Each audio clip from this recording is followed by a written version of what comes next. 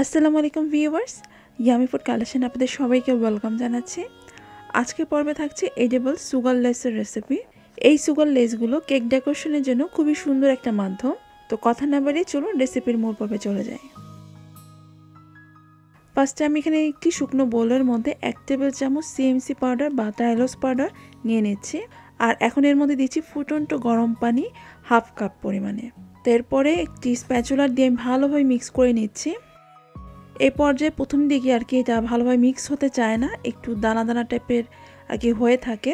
তো এতে কোনো ভয়ের কিছু নেই, আপনি কন্টিনিউ আর কি এটা যখন মিক্স করতে থাকবেন তো একটা পর্যায়ে দেখবেন যে এটা কিছুটা একটু মসৃণ হওয়া শুরু করেছে।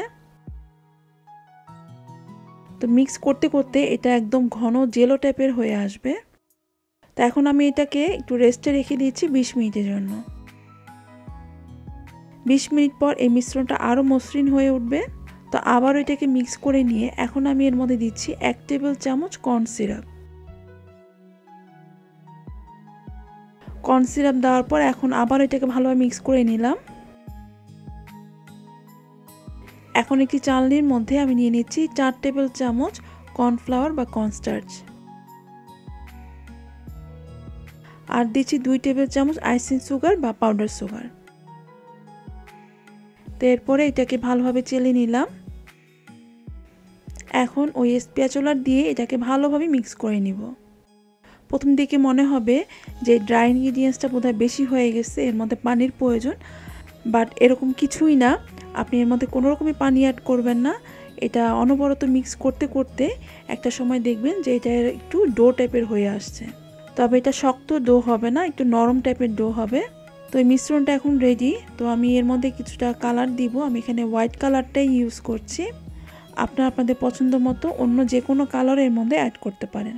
তবে খেয়াল রাখবেন এর মধ্যে জেল কালার বা অয়েল কালার অথবা আপনারা পাউডার কালারও ইউজ করতে পারবেন, তবে কোনো ক্রমেই এর মধ্যে লিকুইড কালারটা ইউজ করতে যাবেন না। তো কালার দিয়ে আমি আবার এটাকে ভালোভাবে মিক্স করে নিলাম। এই যে এটা এখন দেখতে যেরকম হয়েছে। তো লেসগুলো তৈরি করার জন্য আমি এখানে সিলিকনের এই লেসের এই প্যাডগুলো নিয়েছি। এই সিলিকনের মোল্ডগুলো আপনারা যে কোনো মার্কেটের বেকারি সেকশনে পেয়ে যাবেন। তো একটি প্যালেট নাইফের সাহায্যে এই কিছুটা ডোয়ের অংশ নিয়ে আমি পুরো এই মোল্ডটার মধ্যে ভালোভাবে আর কি মাখিয়ে দিচ্ছি।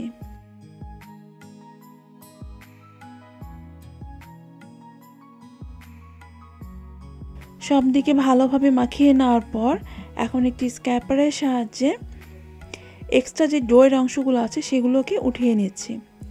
অবশ্যই একদম ভালোভাবে এক্সট্রা অংশগুলো উঠিয়ে নিতে হবে, তাহলে কিন্তু লেসটা মানে শুকানোর পর দেখতে খুব সুন্দর লাগবে। আপনারা চাইলে এটাকে ওভেনে 120 ডিগ্রি সেলসিয়াসে প্রায় 5 থেকে 7 মিনিটের মতো বেক করে নিতে পারেন, তাহলে এটা আর কি শুকিয়ে যাবে। তবে আমি আর তা করিনি, আমি ফ্যানের বাতাসে এটাকে শুকিয়ে নিয়েছি। আমার এটা শুকাতে প্রায় 5 থেকে 6 ঘন্টার মতো সময় লেগেছে। তো শুকানোর পরই এই যে আমি আস্তে আস্তে এটাকে আর কি উঠিয়ে নিচ্ছি। আর এটা উঠানোর সময় খুবই সাবধানতার সাথে এটাকে উঠিয়ে নিতে হবে, তা না হলে মানে তাড়াহুড়ো করলে এটা আর কি ভেঙে যাবে লেসগুলো।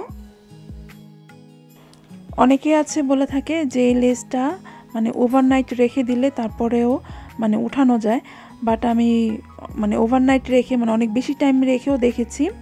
বেশি টাইম রাখলে যেটা হয় যে লেসগুলো ভেঙে ভেঙে যায়। এই যে দেখুন এই লেসগুলো কিন্তু ভেঙে গিয়েছে। তো এর জন্য যখনই মনে হবে যে লেসগুলো শুকিয়ে গেছে তো তখনই সাথে সাথেই লেসগুলোকে উঠিয়ে নিলেই ভালো হয়। আর লেসগুলো সংরক্ষণ করার একটা পদ্ধতি হচ্ছে লেসগুলো শুকিয়ে যাওয়ার পর তারপরে একটি পলি ব্যাগের মধ্যে এভাবে ভালোভাবে আর কি মুড়ে রাখতে হবে, তাহলে এটা পরবর্তীতে আপনারা মানে কেক ডেকোরেশনে ইউজ করতে পারবেন। আর যদি আপনারা এটা অনেক মাস ধরে সংরক্ষণ করতে চান তাহলে প্রত্যেকটা লেসের পার্টে পার্টে পলিথিন দিয়ে তারপরে হচ্ছে কি পলি ব্যাগের ভিতরে লেসগুলো রেখে দিতে হবে। মানে একটা লেসের সাথে যেন আরেকটা লেস না লাগে, প্রত্যেকটা লেসের পার্টে হচ্ছে পলিথিন দিতে হবে। তো এইভাবে করে রাখলে প্রায় 3-4 মাসের মতো এই লেসগুলো সংরক্ষণ করা যাবে। আর লেসগুলো ফ্রিজে রাখার দরকার নেই, এগুলো রুম টেম্পারেচারেই ভালো থাকে।